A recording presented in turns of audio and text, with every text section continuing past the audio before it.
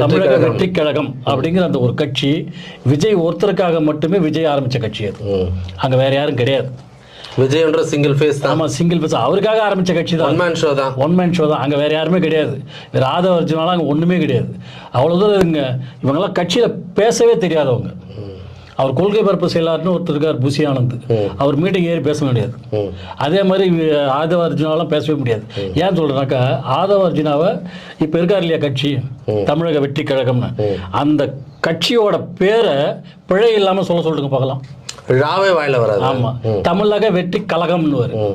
ஊழல் ஊழல் ஊழல் கட்சியே அவரால் சொல்ல முடியாது, கட்சி பேரையே சொல்ல முடியாது. தமிழக வெற்றி கழகம் அப்படின்னு வரும். கழகம் ஆக்கிடுவார் கட்சியை. இப்ப புரியுது, கழகம் ஆக்கிடுவார். ஆமா, கழகம்ன்றத கழகம் ஆக்கிடுவார். அப்படிப்பட்டவர் பேசி அவன் ரசிப்பான். பேச்சால மக்களை கவரக்கூடிய பெரிய ஆற்றல் படைத்தவங்கெல்லாம்